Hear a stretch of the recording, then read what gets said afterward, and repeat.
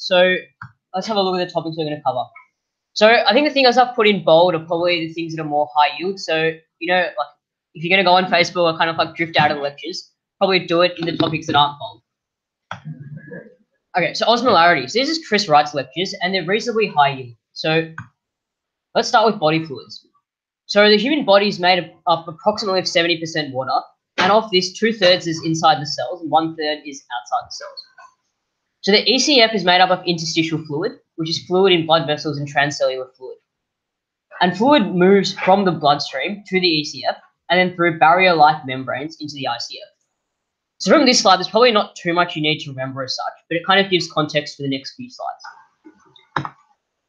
So ions. Basically, the most important concept with the ions in our cells is that sodium is outside the cells and potassium is inside.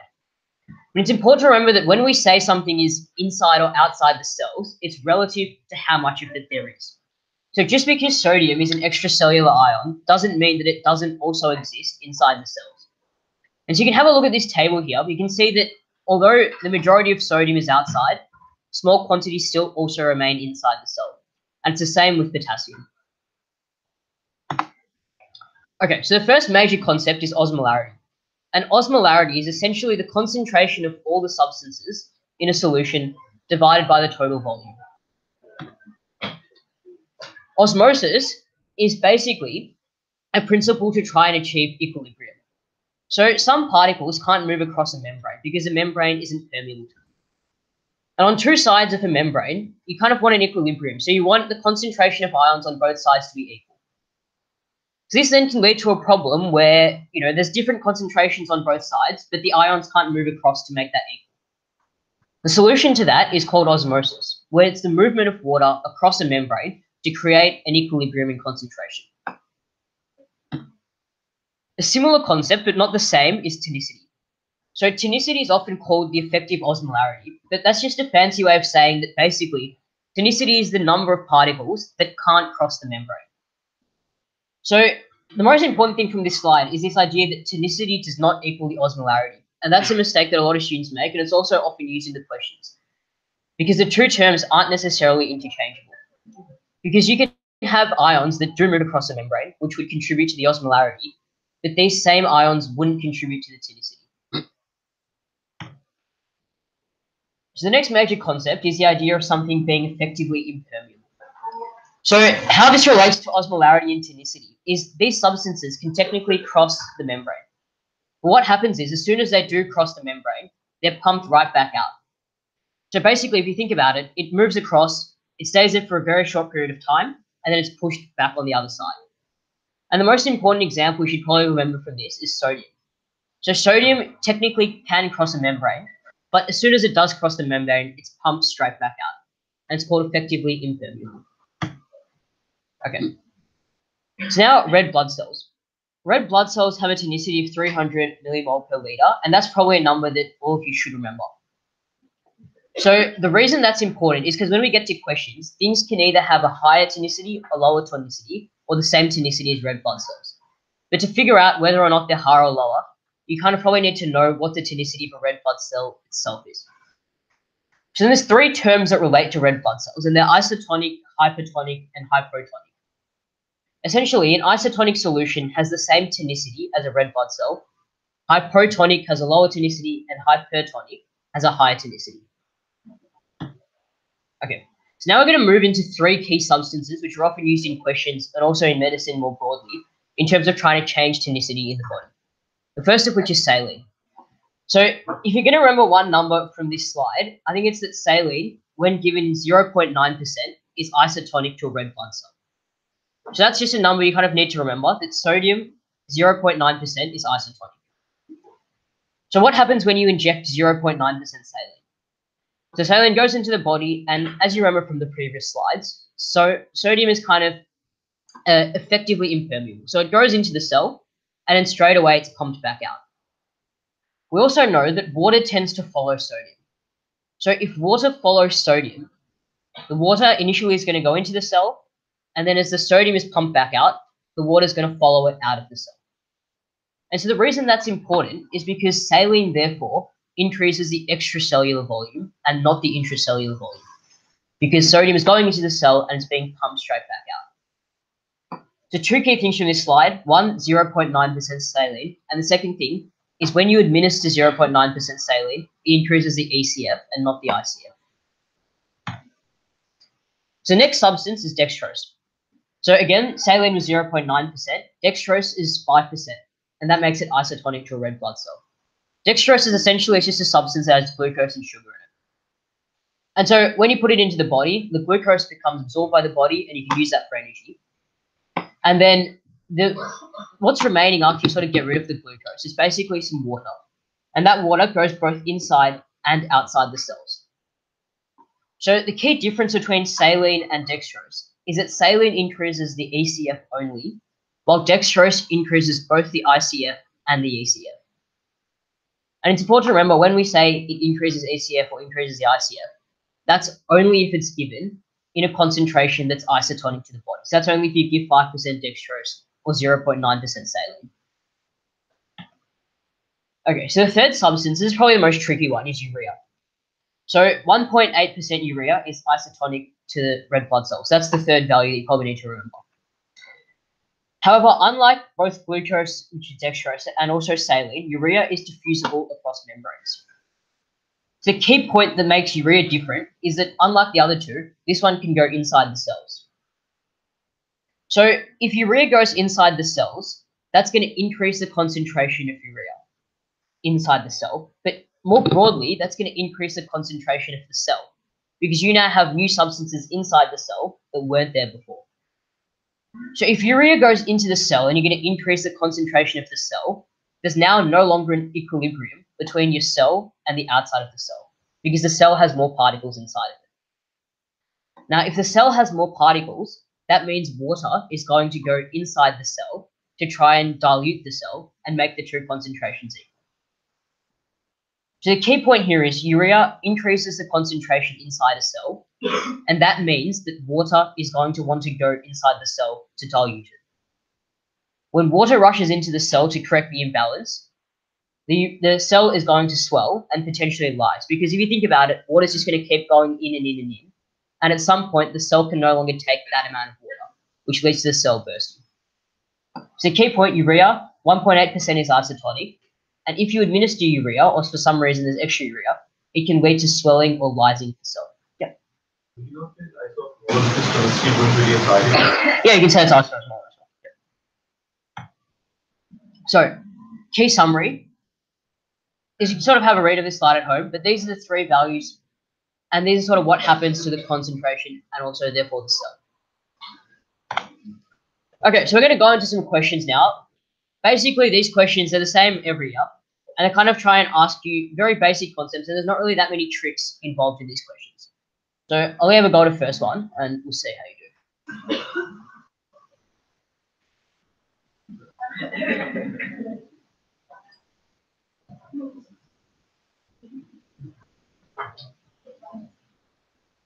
Okay, so does everyone have an answer? You can just pull it out. Yeah, good. So the answer is B. The reason is if you put pure water in the body, that obviously has a lower concentration of the cell. So therefore, water is going to rush into the cell to try and dilute it. That can lead to lysing of the cell. Okay, next.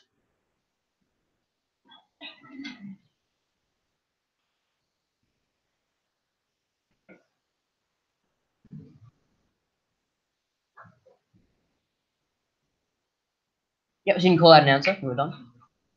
Good, so nothing will happen because 0.9% saline is isotonic. Next.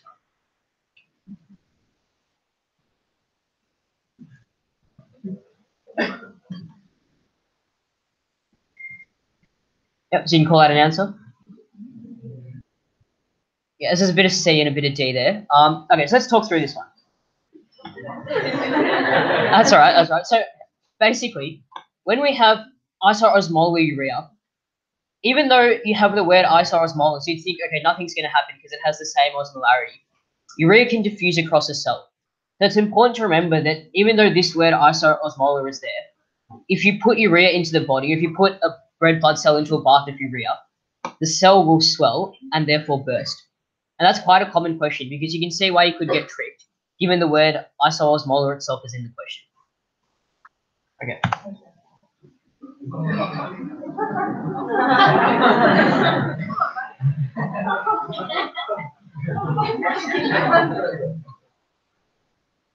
Yeah, so Lockie can have a crack at answering this one. I would say probably C, the cell.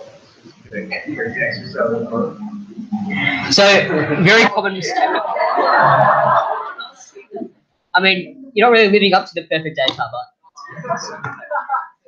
So the reason it's not C is because this is a very common trick in questions.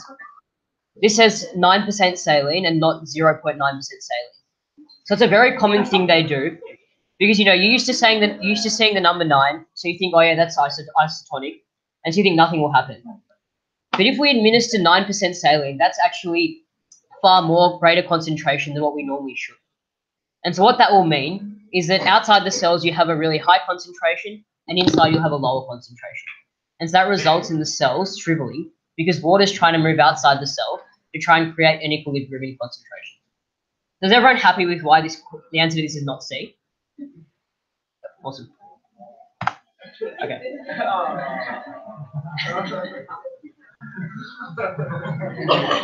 Yeah, so is Ben here? Yeah, you can have a crack at this.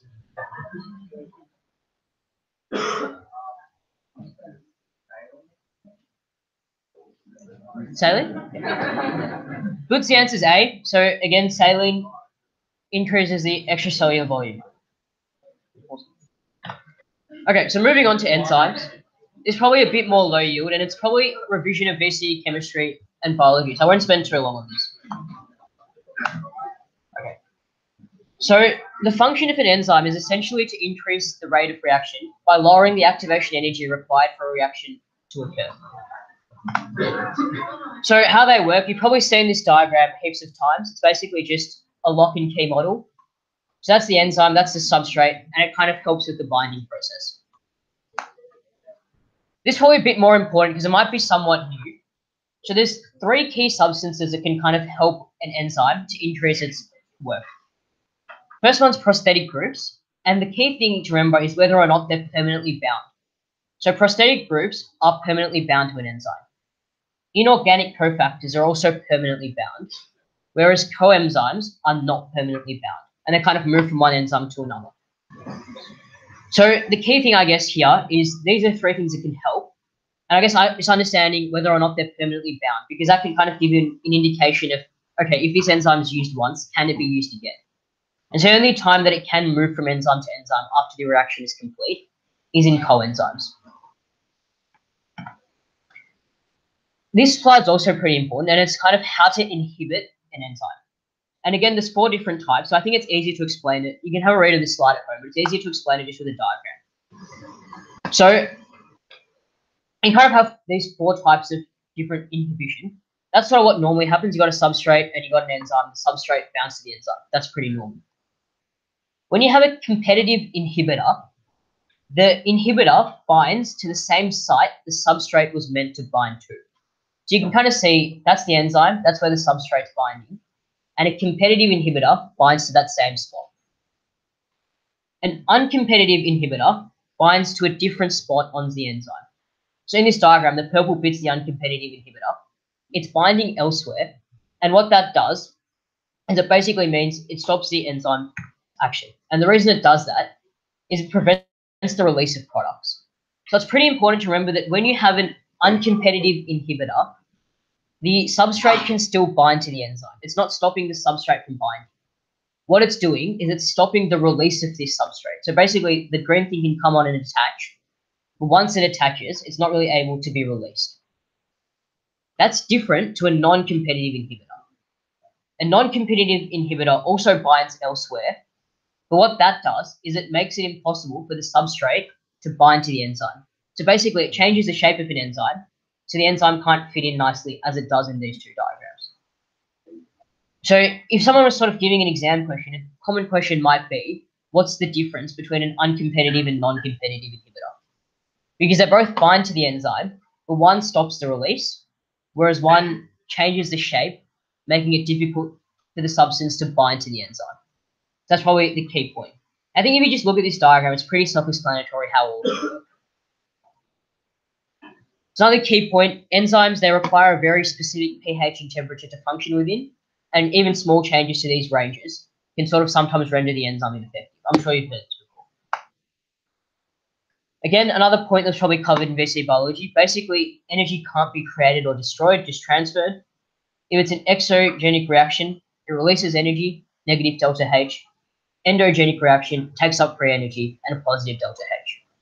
In terms of exam questions, you're probably going to get something. They generally like to play around with these negative and positive delta H's because it gets a bit confusing. You know, they might put in endogenic reactions have a negative delta H, something like that. So it's important to sort of think about what are these terms and be pretty confident in what that does to the delta H.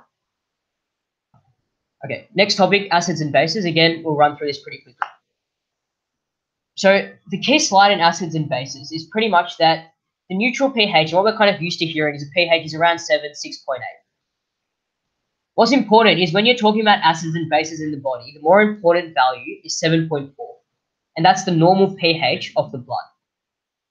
And so when you hear terms like acidosis and alkalosis, that's relative to the normal pH of 7.4 and not to any other values you might have heard. So acidosis, alkalosis, the 6.8 is not relevant, 7 is not relevant. The only number you really need to consider is 7.4. So if anything's below 7.4 in terms of the pH, that's considered acidotic or urine acidosis. And anything above 7.4 is considered alkalosis. So key value 7.4, and what do you call that when you get above or below 7.4? Okay. So again, you probably only get 1 or 2 questions on this in the exam, and they're generally pretty straightforward.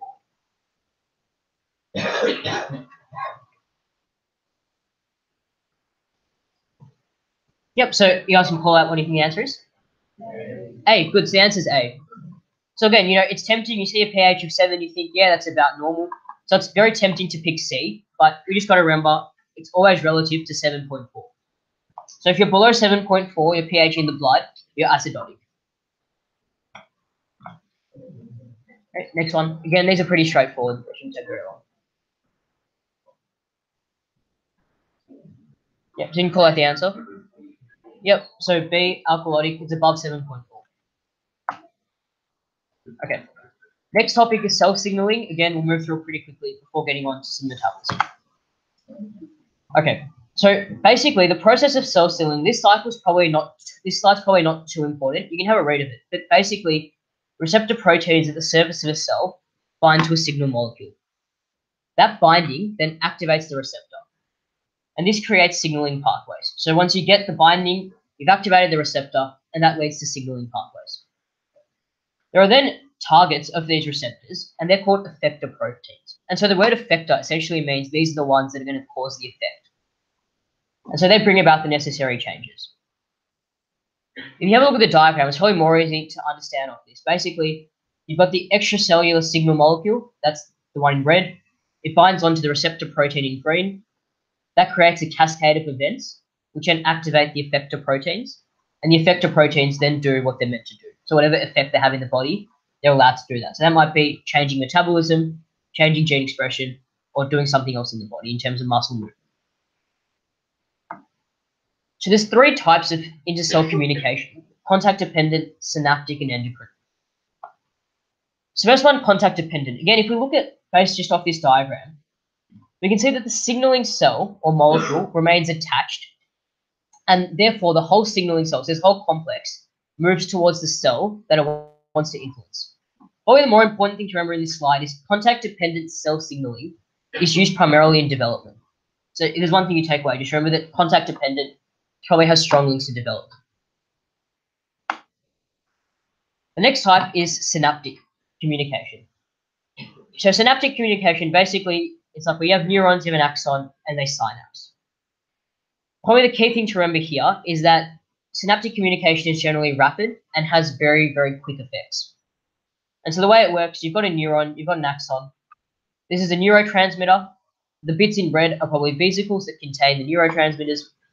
They're released, and they synapse onto the target cell. The things in green that the red are joining into, that's basically receiving the message, and that will then have the effect. Next is endocrine. So the endocrine system, I'm sure you've probably heard of that word. It basically relates to hormones. And so hormones are released in the bloodstream. They bind to their receptors that are on the surface of target cells. So it's a bit different to these other two, where this one, the two cells kind of need to touch each other. That's why it's contact dependent. Here you're kind of sending neurotransmitters that synapse to a target cell. Here, you're basically just sending hormones, the red bits, into the bloodstream. They can travel in the bloodstream.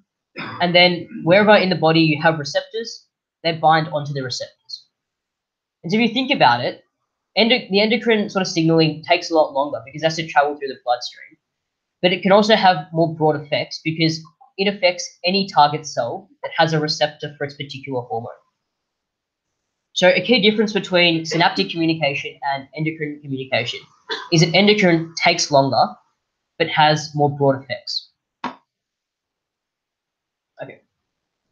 So that was sort of a bit of biochem. A few of those topics, they're not really that important. They're more low yield. But what we're moving on to now is going to be sort of the more bulk of the lecture and probably some of the more high yield content in the exam. So first, macromolecules. So you got 3 different macromolecules. You have lipids, which are basically triglycerides, which are formed from a glycerol backbone, which is this bit here, and 3 different fatty acids. And so which fatty acids you have sort of determine what type of triglyceride it is. Key point to remember, triglyceride equals glycerol backbone plus 3 fatty acids. It's also pretty important to sort of recognize if you sort of get a diagram like this in an exam and they sort of say, circle which parts are what or how is this formed. It's important to know how you get this oxygen here, and it's sort of important to understand where the reaction comes from. Proteins. So proteins are basically smaller building blocks called amino acids. They join up to form a protein. And the key thing for proteins is just remember the 4 structures of a protein. So I put them here. You've probably seen this a lot of times. Primary structure, sequence of amino acids. Secondary structure, hydrogen bonding with the peptide backbone, and it causes the folding. Tertiary structure is the 3-dimensional folding. And the quaternary structure is basically the protein consisting of more than 1 amino acid chain. There's a few different definitions of the quaternary structure, and you probably won't get asked about the quaternary structure, but you should definitely have a solid understanding of the primary, secondary, and tertiary structures of proteins. That's quite a common exam question as well. Okay, carbohydrates. So carbohydrates, basically the reason they're called carbohydrates is because they contain carbon, hydrogen, and oxygen.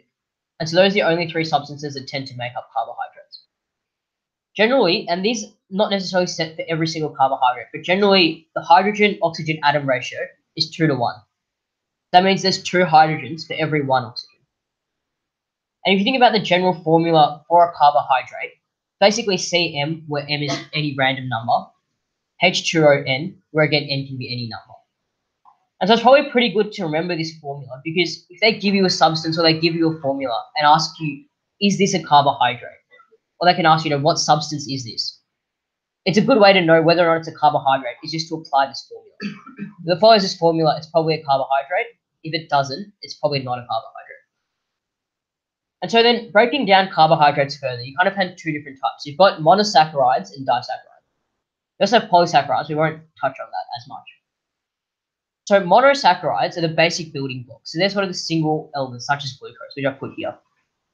It's pretty good to memorize, the ones I put in bold. It's good to know whether they're kind of a monosaccharide or a disaccharide. So glucose and fructose, monosaccharide, it's basically just 1 building block. Disaccharides, you can kind of think di means 2. It's only 2 or more monosaccharides joined together. So you have 1 glucose, you might have another glucose, you might have a glucose plus a fructose, whatever else. And those combinations of monosaccharides join together to form a disaccharide. It also probably relevant, I haven't put on the slides, but I'll upload my notes as well, it's in the notes, just to think about which monosaccharides join together to give which disaccharides. So, what happens when you join glucose and glucose? Or what happens when you join glucose and fructose?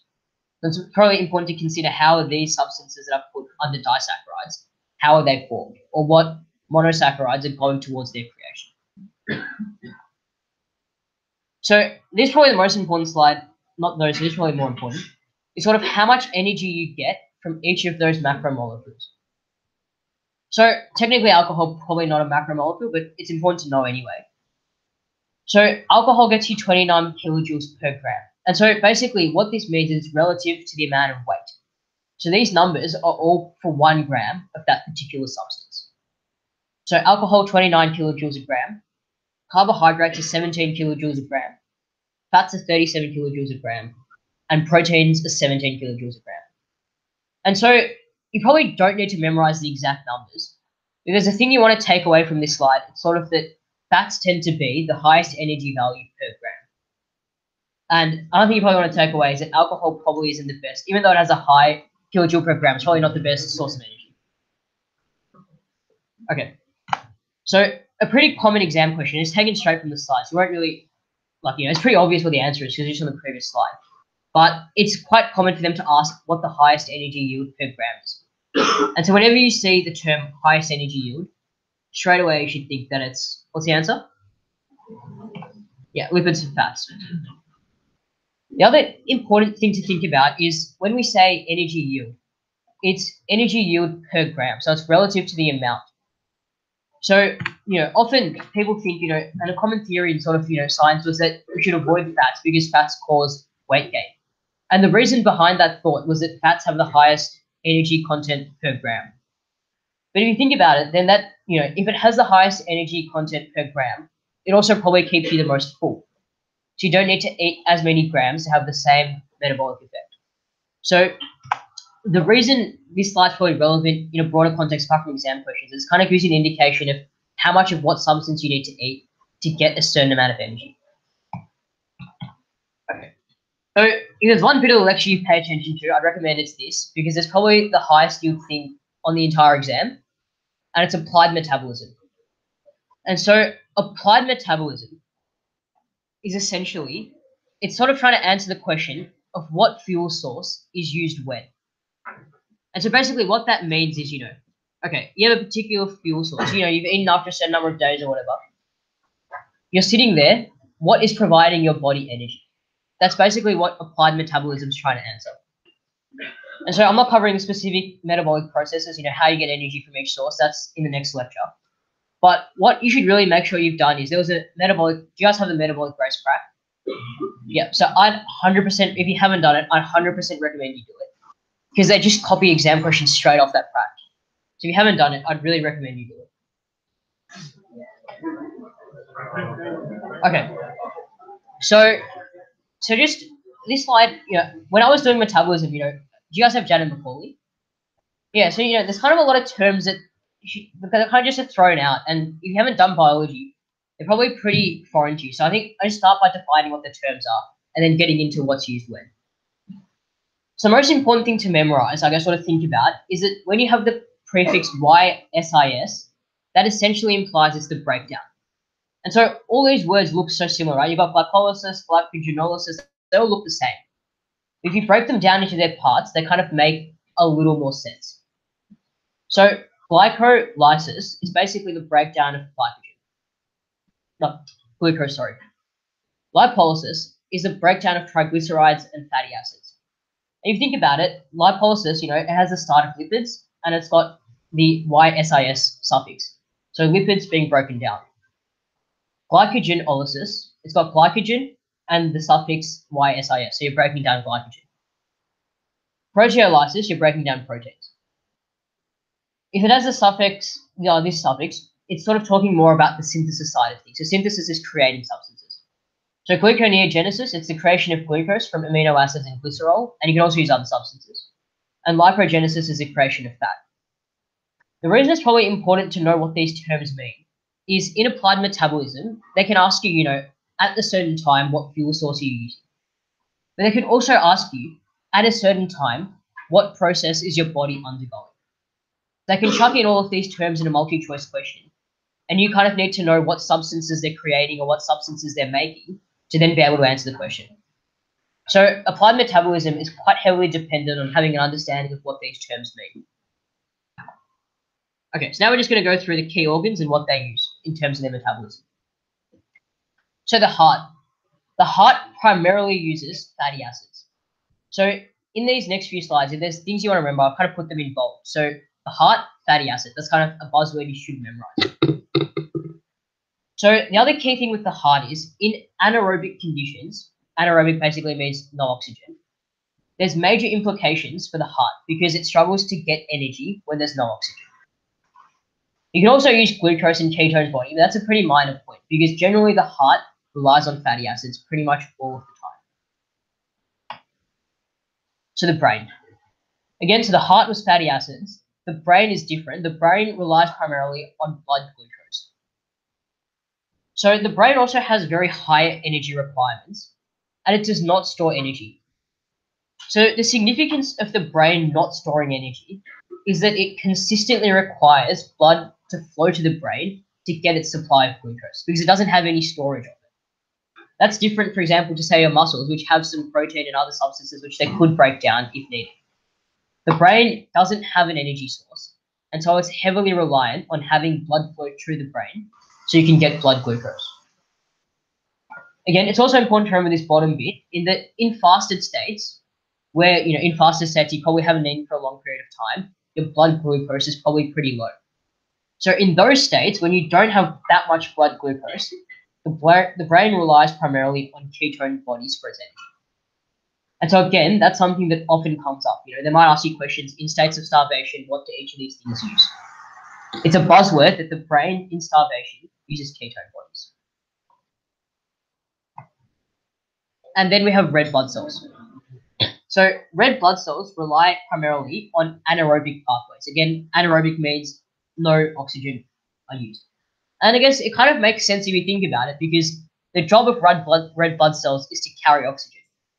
So if it was to have aerobic pathways to get its energy, it kind of use up the oxygen it's meant to be carrying. So that's kind of a way you can memorize it. Because they carry oxygen, they probably aren't going to be using that oxygen to fuel their red blood cells. So we've done heart, we've done brain, we've done red blood cells. The fourth key thing you can need to consider is skeletal muscle. So skeletal muscle, the primary sort of source in skeletal muscle is the breakdown of lipids into fatty acids. That's it, bro. So that's the most relevant fuel source for skeletal muscles. However, in starvation, muscle breakdown of protein can be used for energy. So this is where some students kind of get confused because we've had three different sort of key phases of starvation. We had the heart in starvation, then we had the brain in starvation, now we've got skeletal muscles in starvation. And they all tend to rely on different substances to use. So what's important in these sort of slides is to not only memorize what their primary fuel source is, but also to remember the fuel source they use at the point of starvation. So I'll quickly run through them again. Heart is fatty acids. Primarily, even in starvation, they probably rely somewhat on fatty acids, also on glucose and ketone bodies in starvation. Brain is blood glucose. Starvation, it's ketone bodies. Red blood cells, anaerobic pathways, they don't use oxygen. And skeletal muscle primarily relies on fatty acids. And in starvation, it relies on the breakdown of protein for its energy. So is everyone comfortable with those four sort of key things and what fuel source they use?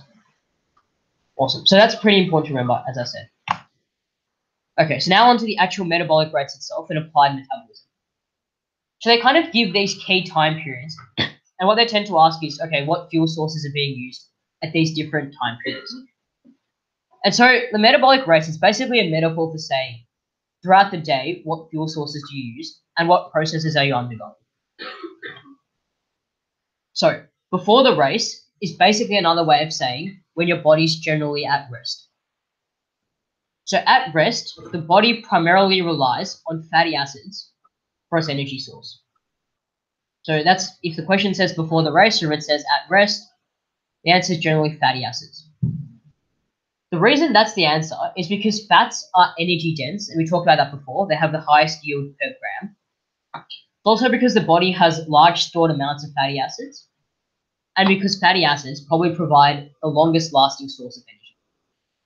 And it's probably pretty good to memorize these 3 points as well, just to think about, well, why do we actually use fatty acids as opposed to proteins or as opposed to blood glucose in the longer term? So now the first 2 minutes of the race. You started running, there's the first 2 minutes.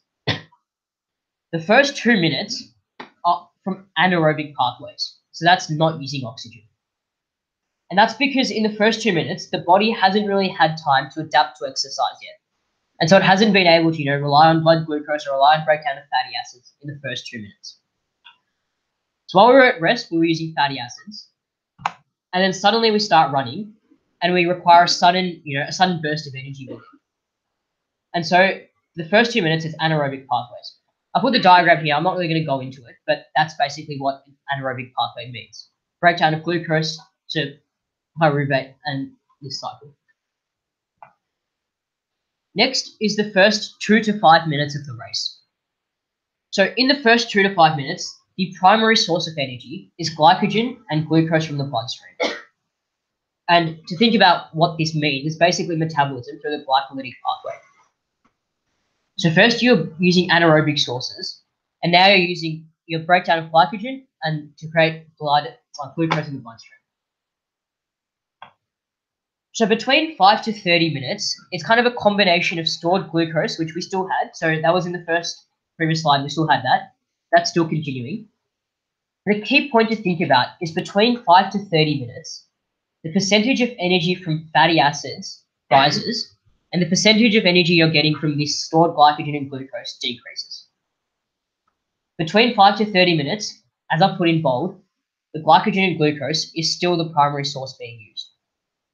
But the percentage that's contributing to your energy decreases, and the percentage that fatty acids is contributing increases.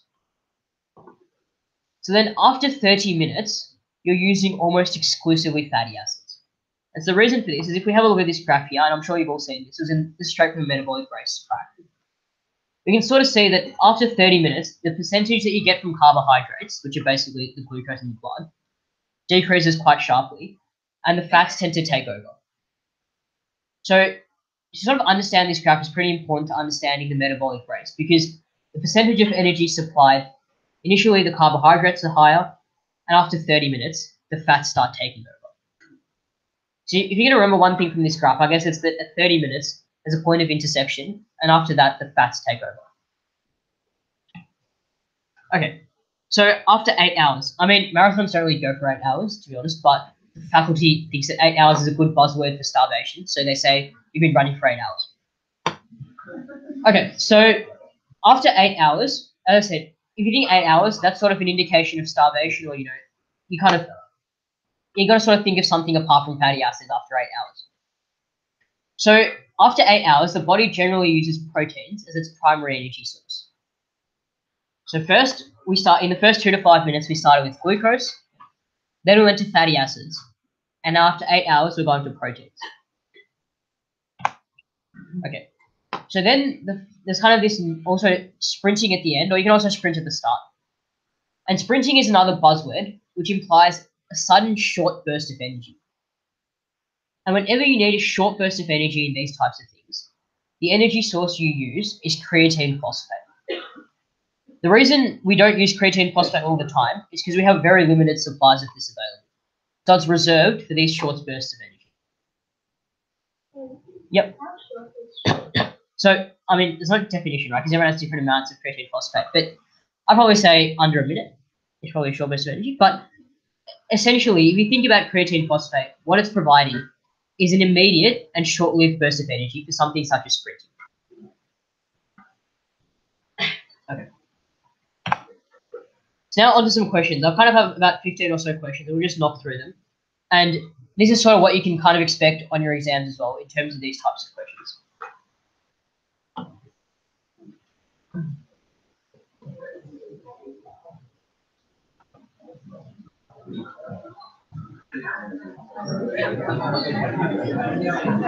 Yeah, so do you want to call out an answer?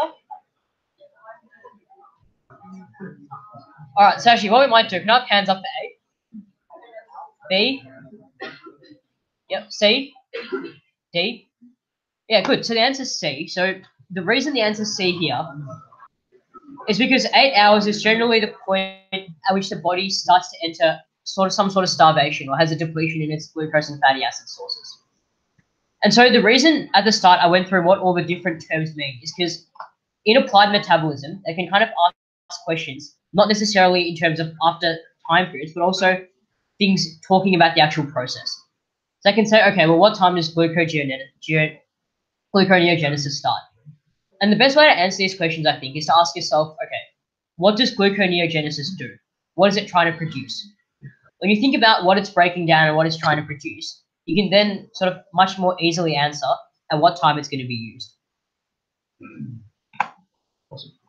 Next one.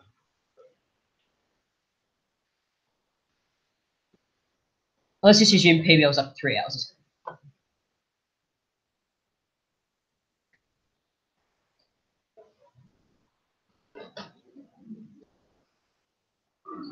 Yep, so want to call out the answer?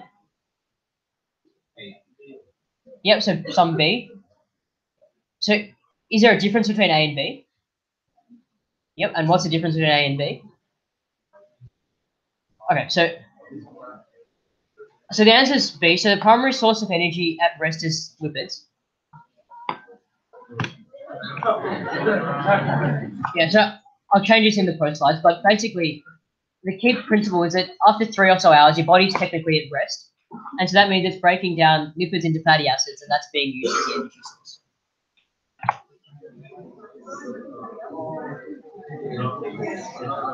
Yep.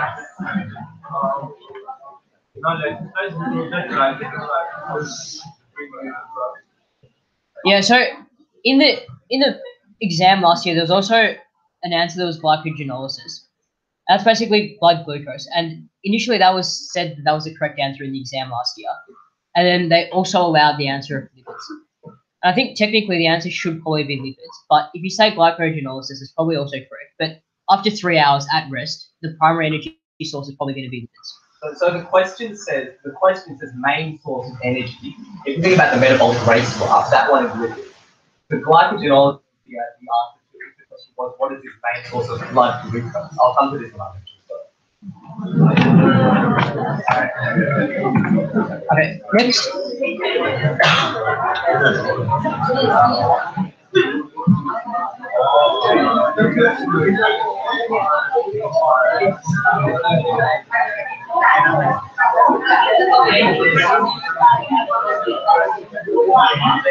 You want to call out an answer? Yep, the answer is ketones.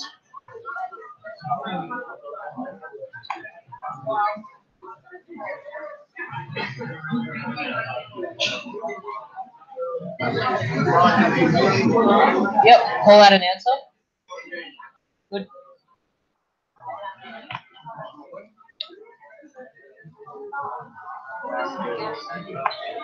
Again, this should just be straight from the slides. It's something you should probably just memorize. So the main sources of energy during starvation were those 3 different groups. Okay.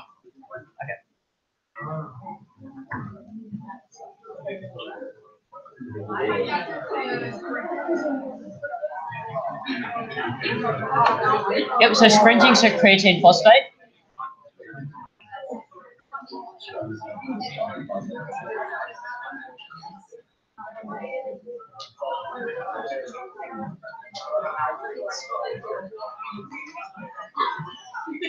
So come hands up for A, B, C, D. Yep, so answer is carbohydrates. Again, because this is under 30 minutes, the primary source of energy is carbohydrates and blood glucose. And so after 30 minutes, as we said, the primary energy source tends to become fatty acids.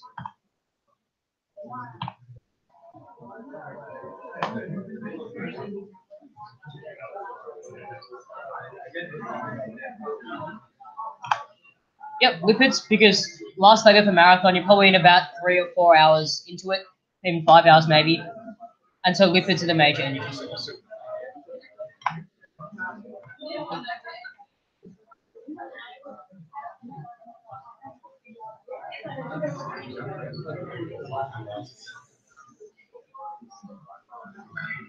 Yep, so can I have hands up for A, B, C, D. Yep, so the answer is gluconeogenesis. Again, this is a bit of a buzzword. So waking up from an 8 hours sleep, you're kind of almost in a state of starvation. You haven't had much food.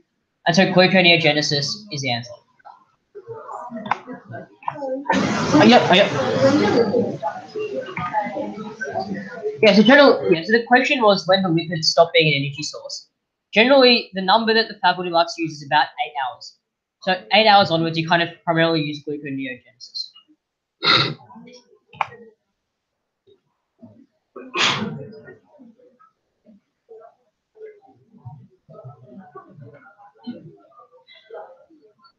Yep, I'll call out an answer. Okay, so I heard some C, I heard some B. Okay. So the answer is B. So the reason the answer is B here is because the process he's undergoing 2 hours after eating, he's trying to create energy from the breakdown of fatty acids. So I think a lot of these questions go back to that graph that we had on the previous slide, this graph here, about when do you use carbohydrates and when do you use fats. So the question... Essentially, yeah. Okay, so I think the main thing to think about here is anything after 30 minutes, you're essentially breaking down fatty acids as a source of energy. And before 30 minutes, you're probably relying on blood glucose. And the reason for that is after 30 minutes, the blood glucose levels have gone down, and therefore the fatty acid levels are going to be taking over as the main energy source. Yep.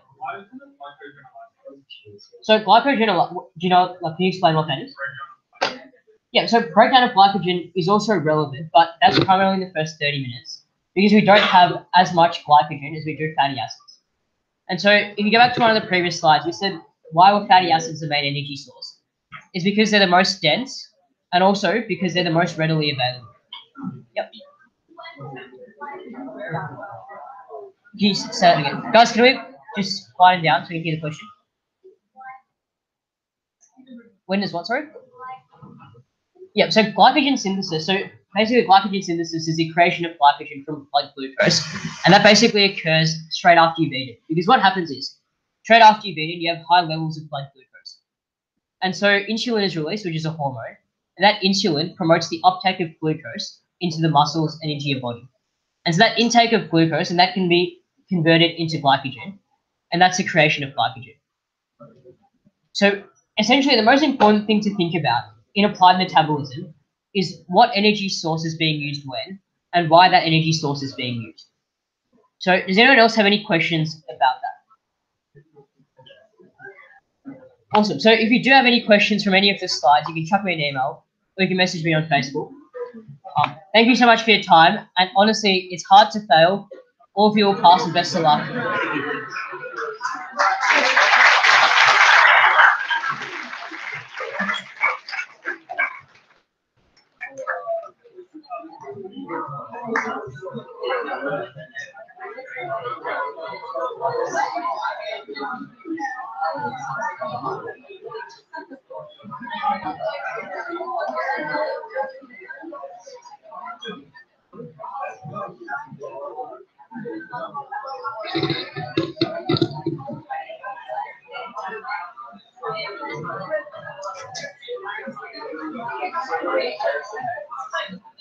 Alrighty, everyone.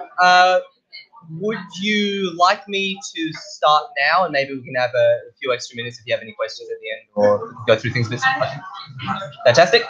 Okay, so I'm Ying Tong, of course. I'm here to talk to you about metabolism. Thank you for coming on this Monday morning of your SWOT back, and also thank you to Anant. He's actually covered about 50% of my content. So, what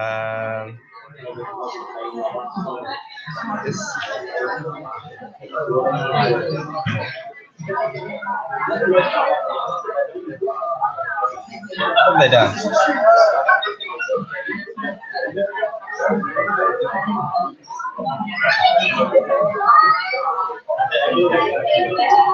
Alrighty, so metabolism, everyone's favorite subject. You still have Janet McCauley, right? Yep. Okay, fantastic. So first of all, I'm just kidding about the lecture format. It's not going to be yellow and blue. So to begin with, just a very simple multiple choice question to get you all in the mood. So multiple choice. In the biosynthesis of cholesterol, which enzyme is responsible for the production of dimethyl allyl pyrophosphate? Here are your options. I'll give you a few moments to think about that. The correct answer is, of course, please, for the love of God, do not learn this. So I know there is a lot of content that you can look into in metabolism and biochemistry. Please don't learn all this. So I'm just going to talk about these things here. Again, please don't learn this diagram. I just think it looks pretty. So I'm going to take you through this step by step. You don't need to know all the details. Hopefully, if you just have a high level overview of what kind of processes are going on, hopefully at the end of this you'll be able to talk through, what does this line mean? What's happening when it says glycolysis, and explain where the connections are. Hopefully that'll be okay. So there may be some things missing from my lecture. I know there have been some changes to the course, so please do also check with your lecture slides. But I guess this is the sort of level at the absolute most that you will need to know for the exam. This sort of kind of level. And basically, if you just have that high level overview, you should be set for the exam anyway, mostly. Okay, so we're going to start with some basics. Hopefully you know what these words mean: macromolecules, proteins, carbohydrates, lipids, and enzymes from Annette's lecture just then. And so this sort of confused me when I was in first year. So metabolism is, according to Dr. Wikipedia, the set of all life-sustaining chemical transformations within the cells of organisms. So that includes broadly two classes of reactions. First is catabolism, which is breaking down molecules, in this case usually to release energy. And then you have anabolism, which is building up molecules, which is requiring energy, storing energy, that kind of thing. Okay, so the key concept in metabolism, I guess, is that ATP is the powerhouse of the cell. So you have this reversible reaction, ATP on the one hand. When you split it up into ADP and a phosphate, it releases energy. So you think about it, ATP is kind of like the charged battery. You take off the phosphate and go, hit you energy. And then that's like the flat battery that you can then recharge if you go the other way. These slides are all going to be on the Google Drive. There are some mistakes in some of these slides that I have changed them since I uploaded, so sorry about that. But the post slides going up should be corrected. Okay, so what's the whole idea behind metabolism? Well, basically, we're going to take some fuel molecules and we're going to oxidize them to produce waste products. And the energy that we release during that oxidation process, we're going to use to reduce ADP to ATP. Hopefully, ring some chemistry bells. So in order to do this, we need to have some electron carriers, because we can't just do it straight away or just all be burnt up and be released as heat. So we have these electron carriers, NADH and FADH2.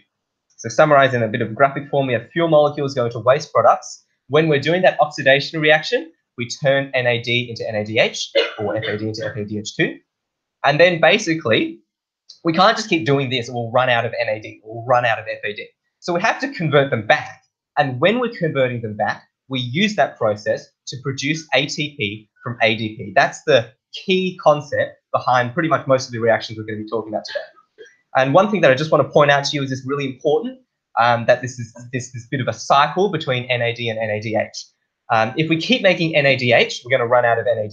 So we have to convert these back always, otherwise there are going to be problems, and we'll talk about that later.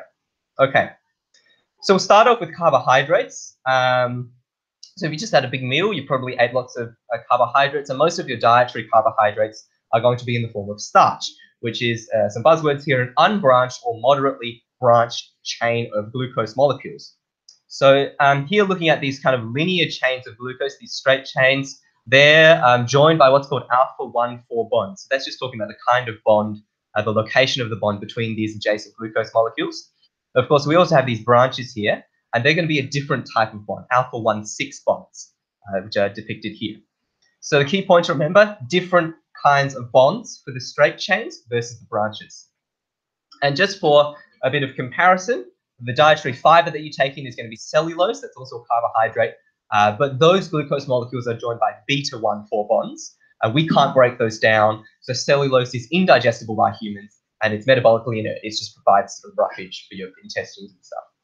Okay, so what happens when you eat carbohydrates? Well, firstly, if you've got these big starch molecules, we have to break them down. So the first thing in your mouth, you have salivary alpha amylase enzymes, which start breaking down those alpha-1,4 bonds, start breaking down the chains. When you get to the small intestine, you have more alpha amylases from your pancreas that, again, break down the alpha-1,4 bonds. And then the epithelial cells produce a different enzyme, which breaks down the alpha-1,6 bonds. and then you have some other enzymes that keep breaking things down until you get glucose and all those other individual sugar molecules. So key point to take away from this slide, different enzymes break down the alpha-1,4 bonds, straight chains, versus the alpha-1,6 bonds, which is the branches. It's an important part. And obviously you don't need to know what glucose looks like, I just think it looks pretty. Okay, so once you've got the carbohydrates broken down into glucose in your intestine, that gets absorbed into your bloodstream, and then we can start using it for energy. So how do we get energy out of the glucose? The first step in the process, in all the processes for glucose, is glycolysis. And this is the process where we take a glucose molecule and we convert it into 2 pyruvate molecules. So in this process, we turn 2 NAD into 2 NADH, and we also turn 2 ADP into 2 ATP. So that's releasing a little bit of energy. The key point to remember about glycolysis is that it has a preparatory phase at the beginning, which requires some ATP, and then a payoff phase at the end, which produces ATP. You definitely don't need to know the individual steps. Just know that in glycolysis, you first have to put a little bit of energy in order to get the energy out at the end. And then what happens to the pyruvate from there depends on whether or not you have oxygen available. So if you don't have oxygen available, then you're going to undergo fermentation. And that's an enzyme called lactate dehydrogenase. Don't remember the enzymes unless they're important. And that turns your pyruvate into lactate. If they're in bold, they're important. If they're written in little letters, they're not important. So pyruvate into lactate, which you may also know as lactic acid, is the stuff that makes your muscles hurt, of course. Now, this process, interesting, the process of fermentation, pyruvate to lactate, it doesn't actually produce any ATP. So that's a little bit weird, right? You might be wondering, why on earth are we producing all this lactic acid that makes your muscles hurt if it's not actually producing any energy? And the reason goes back to this sort of NADH cycle. So this fermentation process is turning your NADH back into NAD+. Because, of course, if we didn't have this, if we just kept doing glycolysis, kept making more and more NADH, kept using up NAD+, we'd run out eventually. So we have to go back, we have to restart the cycle and keep the cycle going. So that's why we have fermentation, but it doesn't produce any energy, this part of fermentation on its own. So that's the first part of our metabolic metro map. So we start off with our sugars from the intestine. We undergo glycolysis, that converts into pyruvate, releases a little bit of energy to NADH and to ATP. And then if we don't have oxygen, we undergo fermentation, and that produces lactate. Okay, so what happens if we do have oxygen? Well, if we do have oxygen, then we can undergo aerobic respiration.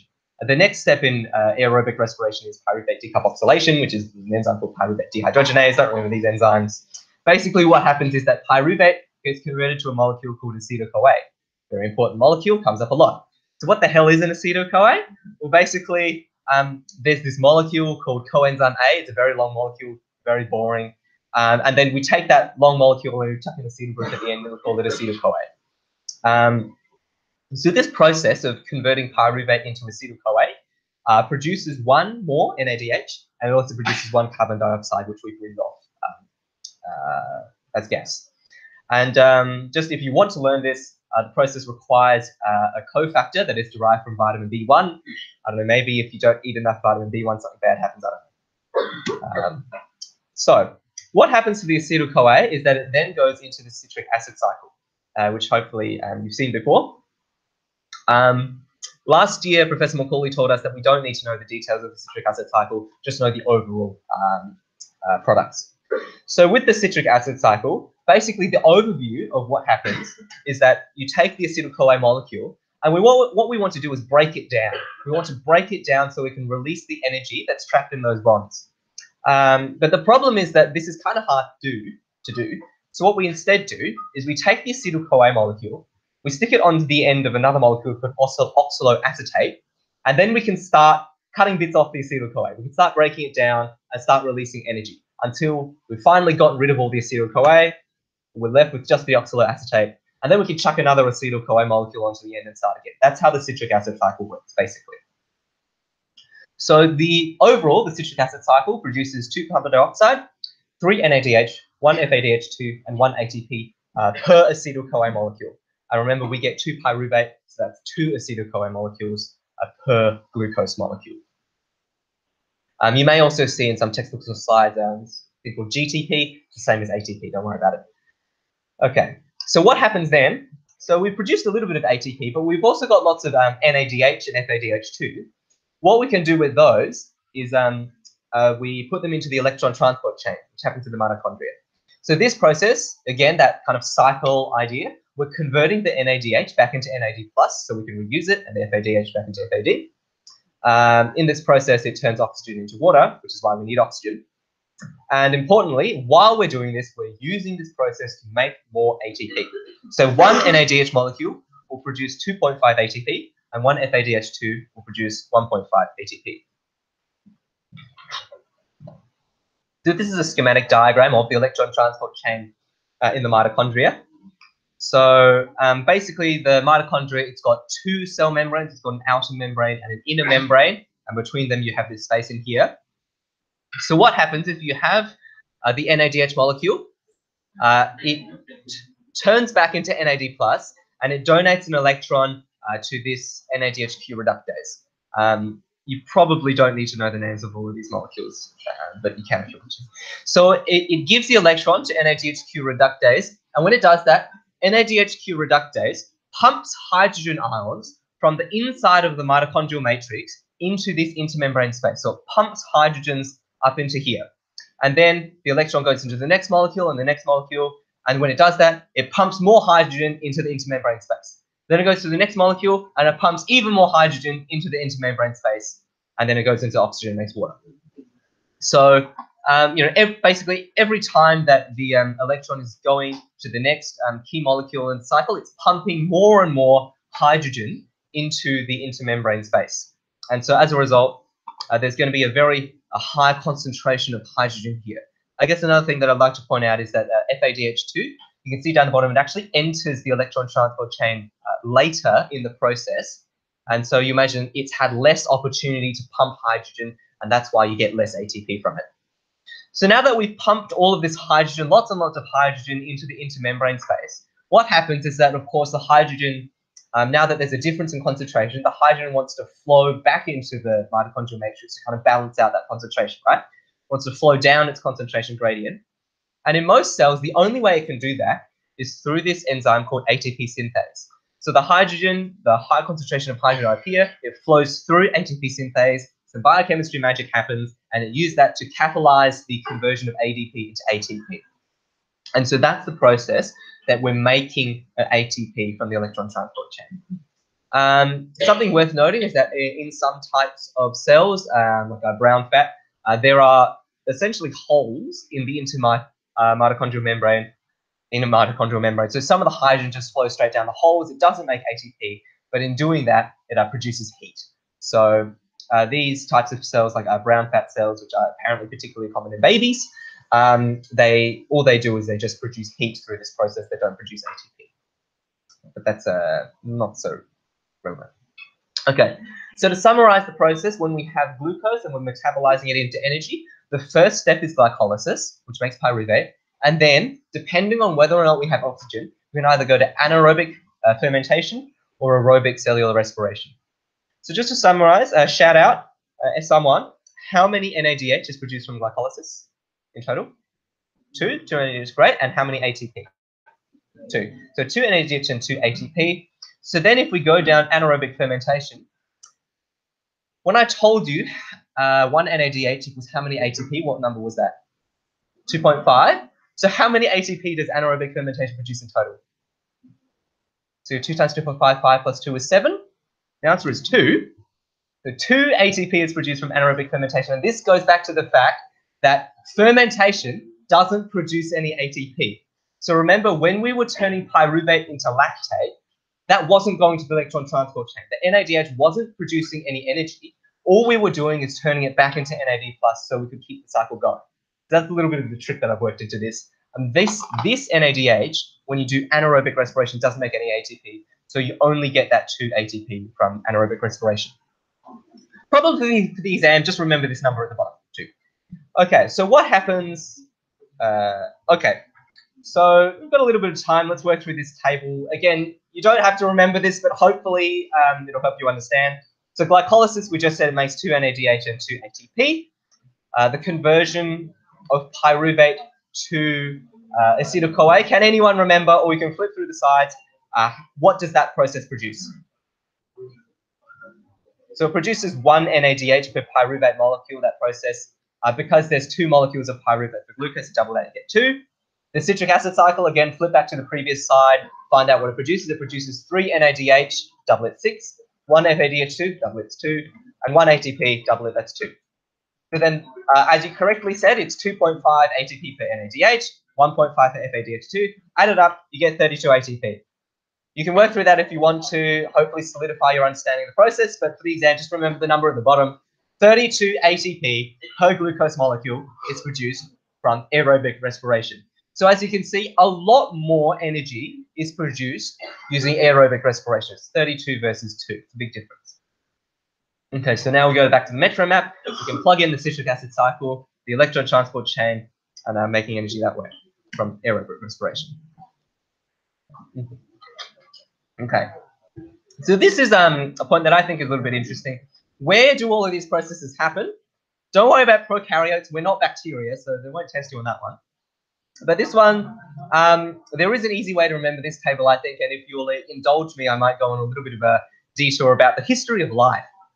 So if you imagine the ancestral ancient eukaryote, we've got grandpa eukaryote with his hipster trendy membrane-bound nucleus, but the problem with the eukaryote, this ancestral eukaryote, is that it's not able to do aerobic respiration. Long time ago, this eukaryote was only able to do glycolysis and fermentation. So those processes, well, they had to happen in the cytoplasm. Otherwise, it wouldn't be able to do the respiration and wouldn't be able to live. So those processes, glycolysis and fermentation, have to happen in the cytoplasm. And then what biologists think happened is that a long time ago, we had an aerobic proteobacterium, which was able to do aerobic respiration. It somehow got taken up by the eukaryote and it somehow managed to avoid being digested. And then they formed this symbiotic relationship. So the eukaryote was able to use this ancient bacterium's aerobic respiration ability to do aerobic respiration. And eventually this ancient bacteria became the mitochondria. It's kind of interesting they have their own DNA. You can look at that in your own time. Basically, the key point is that the stuff that happens for aerobic respiration, so that's pyruvate decarboxylation, citric acid cycle, and the electron transport chain, they have to happen inside the mitochondria. So now you remember where all these things happen. Okay, so let's change tack a little, stop talking about carbohydrates. What happens to lipids? So you remember from the lecture earlier what a triglyceride is, or what a triacylglycerol is. It's got a glycerol backbone, and it's got 3 long fatty acid tails.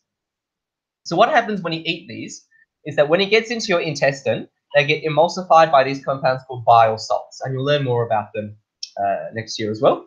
So the reason that we have bile salts is that triglycerides, they're fatty, right? They don't dissolve in water, and so they make these big globules. The problem is that these enzymes called lipases, which break them down, they can only act on the surface of these globules. So what happens is that the bile salts come in, they break up the globules into these little droplets, and so that increases the surface area, and so you have more surface area available for these lipases to start breaking down fatty acids, start breaking down the triglycerides. Okay, so what happens then is that in the intestine, these lipases, they cut off this glycerol backbone, and it releases these fatty acid tails. So the fatty acids and the glycerol, they then diffuse into the intestinal epithelium, and then they get reassembled for some reason. We break them up and then we put them back together again, I don't know. So once these triacylglycerols have been absorbed from the intestine, they get transported through the blood in chylomicrons, which hopefully you've heard of before. Chylomicrons are a type of lipoprotein, which is basically big small balls of triglycerides and cholesterol esters in the middle, and they're surrounded by this phospholipid membrane, which has got some cholesterol and some surface apolipoproteins. So basically some proteins in the surface of the lipoproteins that tells you what kind of a lipoprotein it is. So tags transported through the blood in chylomicrons. Okay, so what happens when we want to use the energy now from these fatty acids? So what happens is that fatty acids get converted to fatty acyl-CoA, whatever. The key process here is beta oxidation. So what happens is we have this really long fatty acid molecule, and in beta oxidation, we successively cut off 2 carbons at a time, and that releases acetyl-CoA. So we cut off 2 carbons, that releases acetyl-CoA. Then we cut off another 2 carbons. This is not what's going on. We cut off another 2 carbons, that releases some more acetyl-CoA, etc., until we've kind of cut all of the acetyl-CoA off. Now, the acetyl-CoA then goes into the citric acid cycle and can do gluconeogenesis, all that stuff. So this process of beta oxidation, every time we cut off an acetyl-CoA molecule, we also release one NADH and one FADH2. So if you imagine that we have these lots of long fatty acids, we're cutting off lots and lots of acetyl-CoA, you can imagine that it adds up pretty quickly. Okay, so what about the glycerol backbone? What happens there is that it gets converted to one of the intermediates in glycolysis. So then it joins into the glycolysis pathway, turns into pyruvate, enters the citric acid cycle, etc., producing more ATP. Okay, and something to note is that normally that acetyl-CoA that we released from beta oxidation, we're cutting off acetyl-CoA. Usually that enters the citric acid cycle, but sometimes it can also be converted into ketone bodies. And ketone bodies can be used by all cells of mitochondria, so notably that's the heart, brain, kidney, and skeletal muscle, as Anand talked to you earlier. Okay, Metro map. Now we can add in all that good stuff about, we have our lipid fatty acids coming in, we have beta oxidation cutting off acetyl-CoA molecules, and they go into the citric acid cycle, or sometimes they also make ketone bodies. Okay. So back to our final group of macromolecules, which are proteins. And as you would know from biology or chemistry, proteins are made up of long chains of amino acids. Now, when we're metabolizing amino acids, there are 2 key stages here. The first stage is that we will need to get rid of this NH3 amino group, because that's a little bit toxic and we need to get rid of it. And then once we've got rid of that, we can oxidize this carbon skeleton and get some more ATP from it. So the first stage in the removal of the amino group is transamination. So what we do, we take the amino acid, we take off the amino group, and that makes an alpha keto acid. Then we take the amino group and we transfer it to a molecule called alpha ketoglutarate, which then becomes glutamate, which is a different type of amino acid. So basically we've converted the amino acid kind of into glutamate. And again, if you want to learn this, it requires another vitamin B6 thing that's a cofactor. Anyway. I tried to make an animation of this and I got a really bad headache because it was really confusing. So here's a picture. So we have the amino acid, we have the amino group on the amino acid. We take it off and it becomes an alpha keto acid. The amino acid gets put onto the alpha ketoglutarate and that makes glutamate. So that's transamination. So the next step in protein catabolism is deamination. And this happens in the liver and sometimes in the kidneys, where we take that amino group from the glutamate and we remove it. That turns it back into alpha ketoglutarate, so we can do the cycle, blah, blah, blah. And then we take this amino group and it produces ammonium. And this process generates 1 NADH, so a little bit of energy. So what do we do with this ammonium? Well, ammonium is toxic, right? It's the stuff that makes bombs and fertilizers and things. So we need to convert it into urea, which is a water-soluble molecule. It's safe, and we can excrete. So what happens is that the ammonium is converted to carbon monophosphate. Don't remember the name. The key point from taken is that this process requires 2 ATP. So remember, we released a little bit of energy earlier, but now we need to put some energy in order to get rid of this ammonia. So in the end, it kind of balances out at the end. And the end product of this cycle is urea, and it's the process is the urea cycle. You don't need to know the details of the urea cycle, it's a little bit complicated. And I've just noted at the bottom that there is a relationship between the urea cycle and the citric acid cycle if you want to learn it. Okay. So once we've gone through the urea cycle, we've gotten rid of the ammonium, we've made urea, we can excrete that out in our urine, that's all good. Then we can get some energy out of the carbon skeleton, the rest of the amino acid.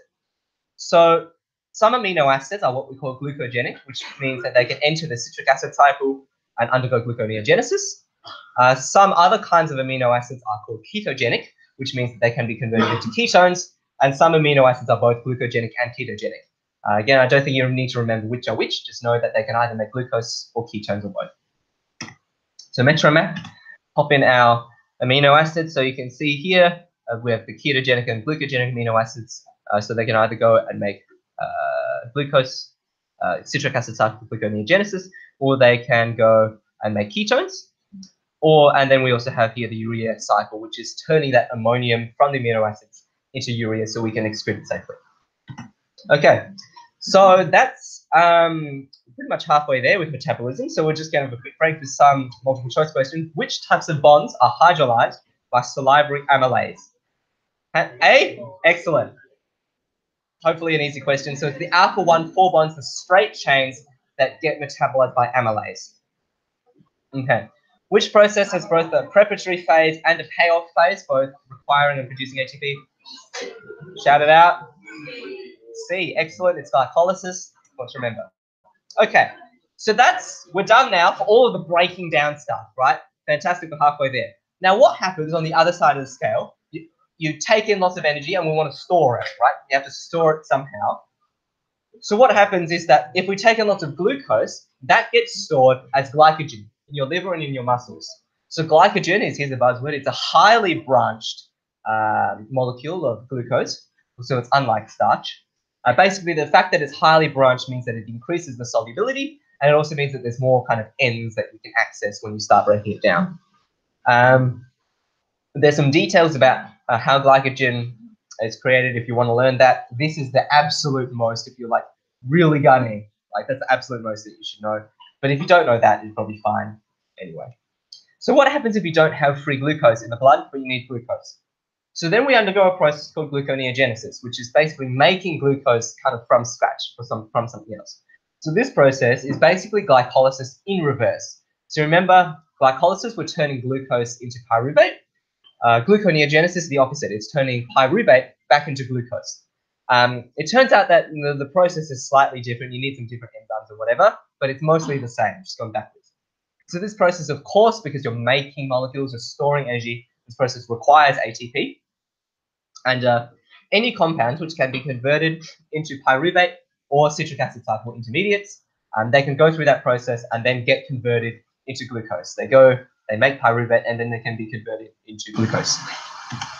So, did someone have a question? Okay. So, once we make glycogen, if we want to get the energy back out of it, then we do the opposite called glycogenolysis. So this is the breakdown of glycogen. And what happens in glycogenolysis is that glycogen is converted into glucose 6-phosphate. You can learn the process if you want. In the liver, what happens is that glucose 6-phosphate is then converted to glucose. It can go into your blood and it can be transported elsewhere. Whereas in muscles, where we have those sorts of glycogen in the muscles, the glucose 6-phosphate is directly metabolized for energy. So this is probably important to know. It's just basically you have a glucose molecule, you stick a phosphate on in the one position, and that's glucose 1-phosphate. I don't think so.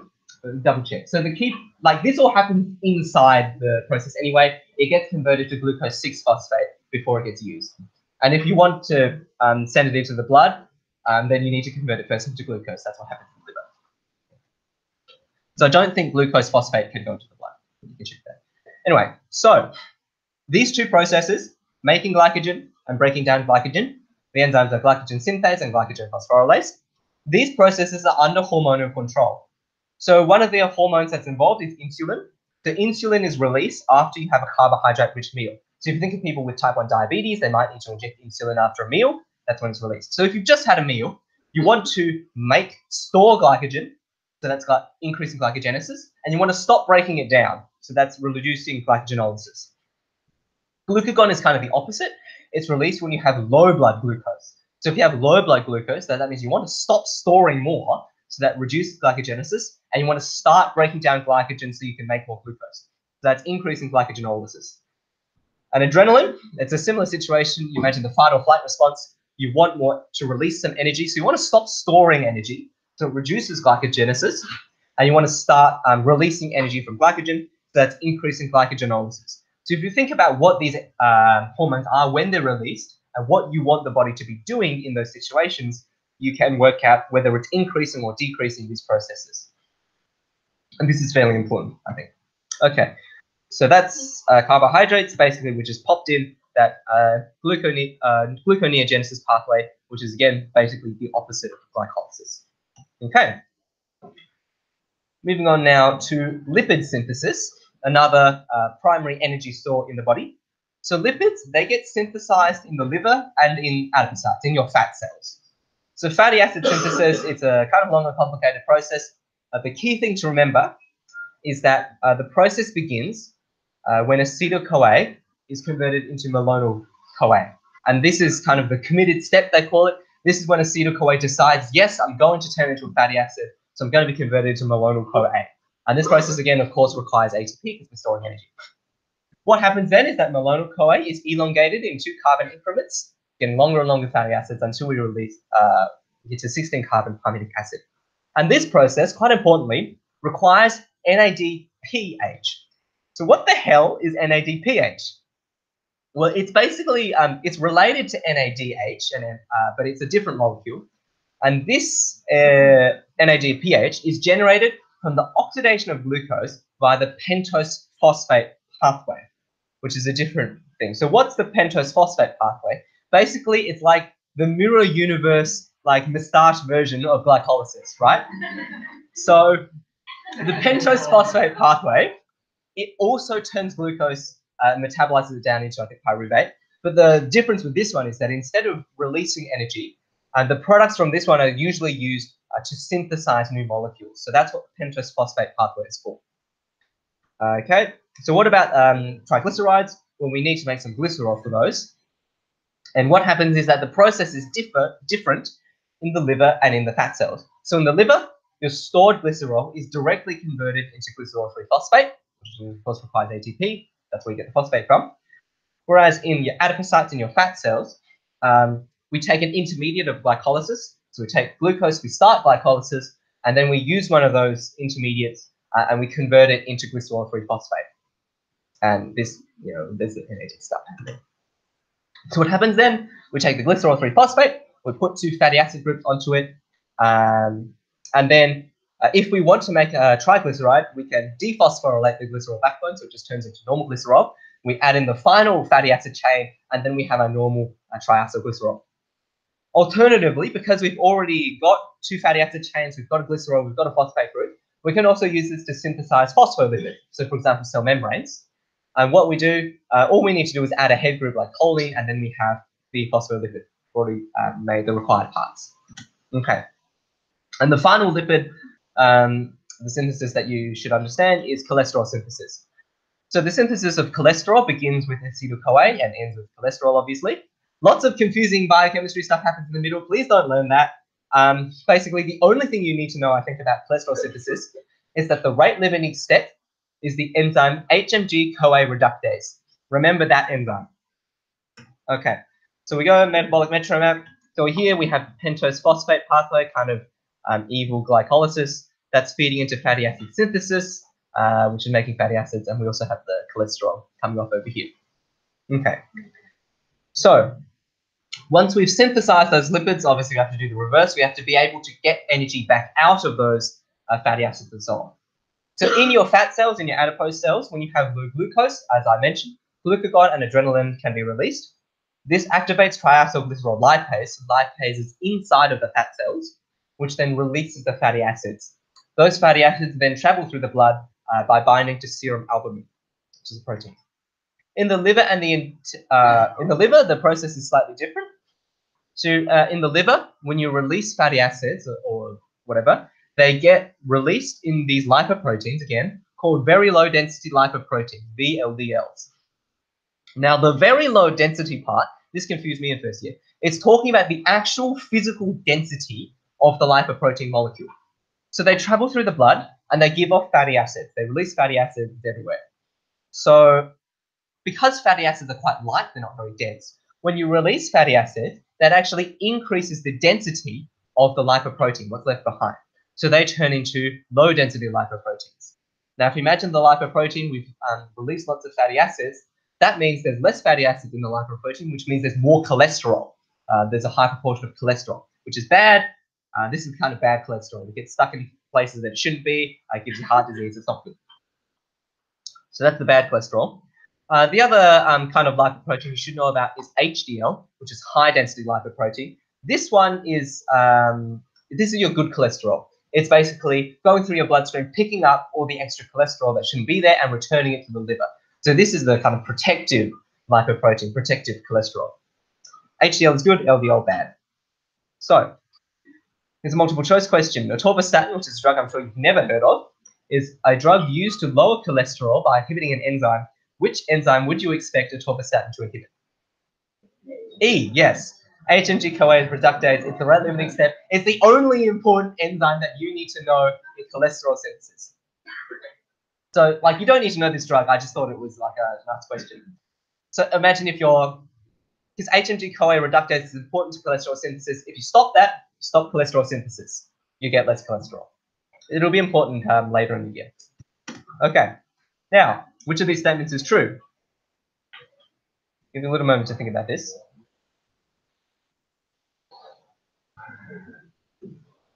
Okay, hands up for A, hands up for B, C, and D. Yeah, the answer is C. So I've given an explanation as to why the other three options are wrong. Okay, so now we're coming to the final and I guess the most high yield topic in my opinion, as Anand told you, which is kind of the great metabolic race, integrated metabolism, what happens when and what happens where. So this diagram, Anand didn't show you. I think this is an important diagram. This shows you the source of blood glucose X hours after a meal. So obviously, if you've just had a meal, most of your blood glucose is going to be dietary glucose that's been absorbed from what you've just eaten. So that's sort of this endogenous bit. And then after maybe about 4 hours, that's all gone. So you start mobilizing your stored glycogen stores. So this will be glycogenolysis. That's where your blood glucose is coming from. And then later on, as you enter a fasting state, this diagram shows about 16 hours, 12, 16 hours, then you enter gluconeogenesis. So just double check some of those numbers with your lecture slides, but this is the general process. And this is an important diagram. I do recommend that you remember this diagram, and remember that this diagram is for sources of blood glucose. The other important diagram to remember, which you've already seen today from the great metabolic race, this one shows the source of energy. So not blood glucose, but your overall percentage of all the energy that you're using in your body. So remember, at rest, you're mostly using fats and a little bit of carbohydrates. Then a few minutes into, say, a marathon, your carbohydrates start climbing, your fats start dipping, and you're maybe 3 minutes in, you start using your carbohydrates more. It gets to a peak at about 5 minutes, and then it starts to decrease. So about 30 minutes, your fat takes over again. So they could ask you a lot of questions about this sort of stuff. So I think it is important that you remember this diagram and understand what it's showing you. So what happens where is the other part of the great metabolic race, or integrated metabolism, really. So this is heart, skeletal muscle stuff. We went through this with Anand. Would you like me to go through it again? Hands up for yes. Hands up for no. Okay. I might just I'll quickly highlight the important part, I think. So skeletal muscle uses fatty acids, blah, blah, blah. And burst of heavy activity. So in the first few seconds of a sprint, you're using creatine phosphate. So this is able to rapidly regenerate ATP. The problem with it is it's a very large molecule. It gets broken down easily. It's not very efficient, kind of weight-wise. But it can very quickly be used to generate ATP in those first few seconds. And then to sustain heavy activity, use muscle glycogen. And obviously, it starts aerobic, and then obviously your lungs can't keep up, so it starts getting anaerobic respiration, and that's why your muscles start hurting after a bit. Okay, this one is new. Nancy mentioned this. So this is the Cori cycle. So what the Cori cycle is an answer to what happens to your lactic acid. We're making all this lactic acid in anaerobic respiration in your muscles. Where does it go? So what happens is that your pyruvate, it gets anaerobically converted to lactate in your muscles, and then the lactic acid travels through your blood into the liver, and then it gets converted back into pyruvate. It undergoes gluconeogenesis and gets converted back into glucose, and then it can go back into your muscles, and we can keep using it. That's a Cori cycle. The glucose-alanine cycle is a similar cycle. This one's not about fermentation. This one is about protein breakdown. So when you're breaking down proteins in starvation, the process is that some amino acids can be transaminated into alanine and undergo gluconeogenesis in the liver. Just noted as a fun fact, don't learn this, but The enzyme involved is alanine transaminase, also called ALT. So when next year you hear about ALT, now you know what the hell it is. Okay, so this is a little bit complicated. I'll take you through it. So the glucose-alanine cycle starts with muscle breakdown, and that produces amino acids because you're breaking down into your proteins. Your amino acids, if you remember from earlier, we can do some things with glutamate and convert that into an alpha-keto acid. What we can do in this case with glutamate is we can convert pyruvate into alanine, which is a different amino acid. So the alanine in your muscles then flows through your blood into the liver. The alanine then gets converted back into pyruvate. We can take the amino group and then convert it to urea. Remember, the production of urea happens in the liver, so then we can excrete it in the urine. And then the pyruvate here, again, it undergoes gluconeogenesis, makes more glucose, and then goes back into the liver, into the muscles. So then we can do more glucose. This is possibly a slightly lower yield topic. Anyway, so going back to heart muscle, it doesn't store significant amounts of lipids or glycogen, so it derives most of its energy from fatty acids. In fact, most of the cells in your body with mitochondria can use fatty acids. So heart muscle can also use glucose and ketones, as Anand told you about. And another key point is that heart muscle cannot undergo anaerobic respiration, right? If you imagine lactic acid in your heart, probably not a good idea. So the brain, another tissue, the brain has no fuel reserves, so it derives energy from blood glucose. And the reason why it doesn't use fatty acids is because there's a blood-brain barrier the fatty acids can't get through, so it needs to use blood glucose. And again, during fasting, it can use ketone bodies. You just got to remember these things, I'm afraid. So red blood cells, you imagine they're highly specified for carrying oxygen, so they don't have any organelles. So that means they can't metabolize fatty acids, they can't metabolize ketones, and so they derive energy solely from glucose. And in red blood cells, this is a point that Nan didn't mention, so, but I want to highlight. The glucose in red blood cells, it can either undergo normal glycolysis and fermentation, or it can undergo that funky pentose phosphate pathway to generate energy. So that's what happens in red blood cells. Okay. So multiple choice question. Revision lecturer has dinner at 6 p.m., stays up until 2 a.m. to finish these slides and works at 8 a.m. Which process is likely to supply most of their blood glucose? A, B, or C? Shout it out. C, I hit some C. The answer is C. So remember, this particular one is, what is it, 14 hours after having a meal. That's entering a fasting state. So if you remember that diagram showing sources of blood glucose, after that period of time, you start using gluconeogenesis because your glycogen stores have run out. It's another one, 30 minutes after breakfast, which process is likely to be supplying most of your blood glucose? A, yes, it's A. As soon after breakfast, you've still got lots of glucose floating around. So again, this goes back to that diagram showing blood glucose, sources of blood glucose. It's, I think, an important diagram to remember. Okay. So moving on to some more metabolic race questions because we have time. Studies often likened to a marathon, but in a real marathon, what is the primary source of energy in the body immediately before the start of the marathon? B, yes, it's stored fats. So if you remember the metabolic race diagram, at the 0 mark, at rest, we're mostly using fats. Okay? What is the primary source of ATP in the muscles in the first few seconds of the run? See, yes, it's creatine phosphate. First few seconds, or as the starting gun goes off, those are buzzwords for creatine phosphate. Your first few seconds.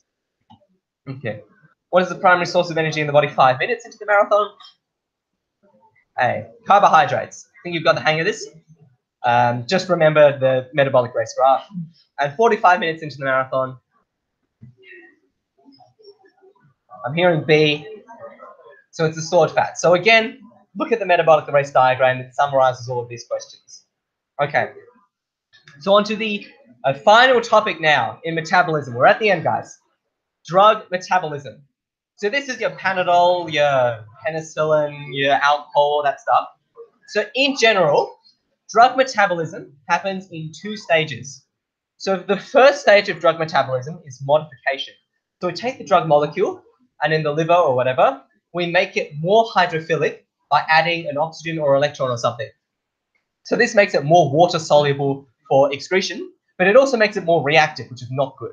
So that's why we have the second stage, conjugation, which is where we literally just add like a random molecule to the drug molecule, which makes it less reactive, makes it more water soluble, makes it safe to excrete in the urine, usually. So for an example, here's aspirin.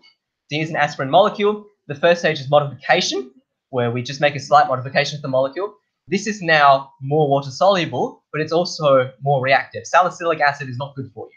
So the next stage is conjugation. We literally just take this random molecule, I don't know what it is, and we just chuck it onto the molecule. This makes it more water soluble, safe to excrete in the urine. That's drug metabolism. So a particular example that you should probably be aware of is alcohol metabolism. Maybe you've had first-hand experience of this already. So alcohol metabolism occurs in the liver, as I'm sure you're aware. The first stage of alcohol metabolism is that it's converted into acetaldehyde by alcohol dehydrogenase. This process, importantly, requires NAD+.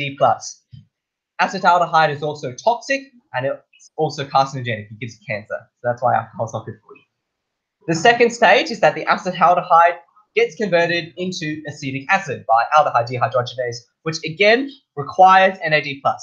And then eventually it gets converted into acetyl-CoA, gluconeogenesis, citric acid cycle, whatever. So the key point about NAD+ here is that alcohol metabolism uses up NAD+.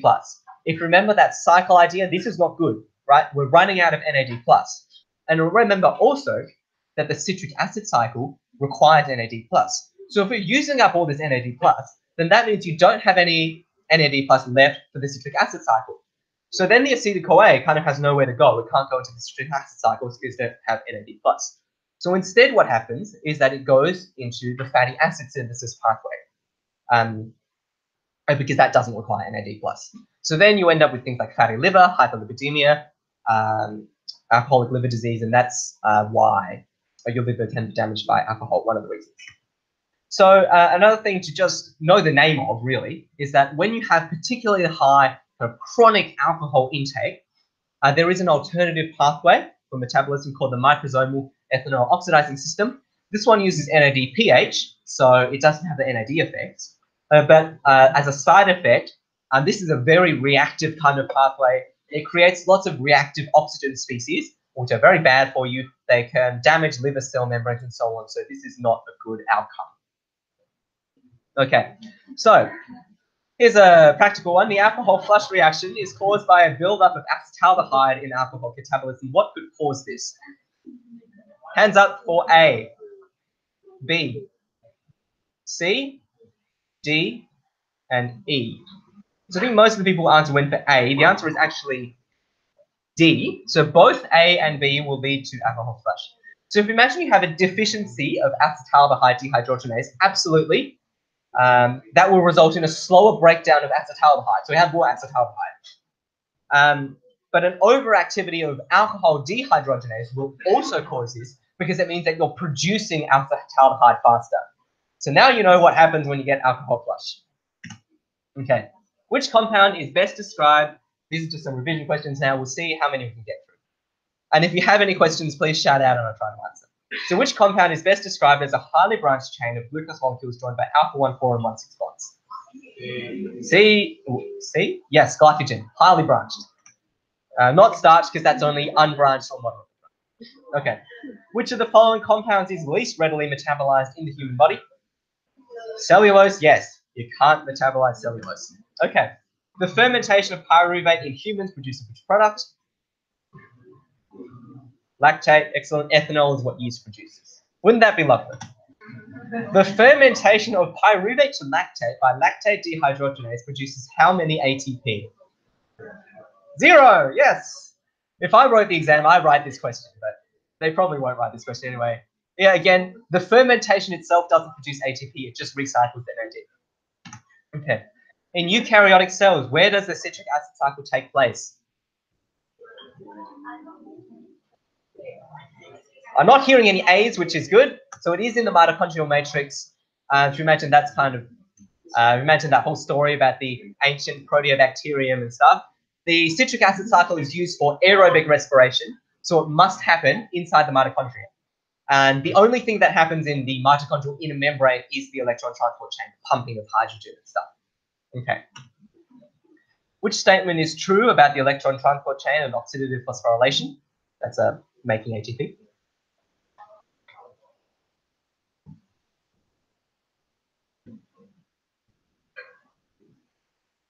Hands up for A, B, C? D? D. Yep. So that's true. And I've explained why the other options are incorrect. These slides will be up on the Google Drive afterwards. Okay. So next question is the catabolism of triglycerides. Where is the most energy captured? So I'm talking about either directly producing ATP or the equivalent amount of NADH or FADH2. Where is the most energy captured?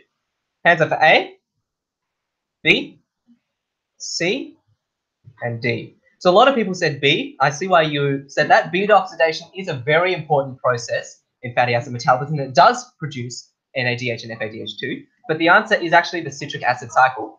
Because if you imagine the beta oxidation, it produces some NADH and FADH2, but it's also cutting off all of this acetyl-CoA. And if you put the acetyl-CoA then into the citric acid cycle, it makes a lot more energy. So that's what I say where the most energy comes from. But you're right that beta oxidation does produce some energy. Okay, this is a question from our MST, which is why I put a slide in. So which correctly describes the differences between mobilization and digestion of carbohydrates? A, B, C. Okay, I'll give you a little bit more time to read. That was me. That was me. Shout it out if you think you know the answer. I'm hearing some hushed whispers, so I'll go and reveal the answer. The answer is E. Mobilization produces glucose 6-phosphate. Mobilization of glycogen, so glycogen breakdown, produces glucose 6-phosphate, whereas digestion of glucose, it's just breaking down the starch, it just produces free glucose. This was a question in that MST, which is why I put that slide in. So which statement is false?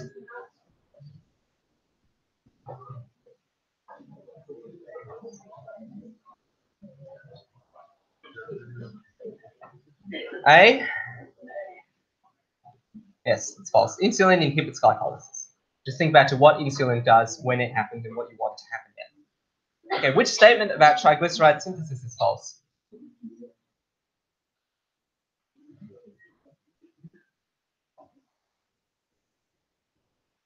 Okay. Yes, the answer is C. Fatty acid synthesis doesn't require NADH, it requires NADPH. That's why you have the pentose phosphate pathway. The difference between NADH and NADPH is actually kind of important. Okay, so, yeah. Which cannot use ketone bodies in starvation? Heart, skeletal muscle, brain tissue, red blood cells, or it's a trick question, all of the above can utilize ketone bodies. Yes, D, red blood cells can only do glycolysis, or the pentose phosphate pathway. Okay, that is the end of the questions. Thank you.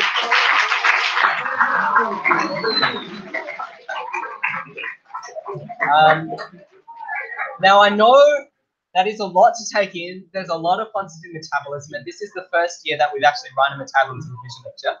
What I really do want to highlight is that if you just absolutely can't get your brain around the details, don't worry about the details. Just understand, firstly, that key integrated metabolism stuff. What tissues use what types of things, what happens when, after a meal, during a race, whatever. And then if you can, just have a broad understanding of kind of the key things that happen. So glucose, what does it turn into? It turns into pyruvate. What things happen when? That, yeah, that's the key message to take away. If there are any questions, feel free to message me on Facebook. And now I think it's lunch.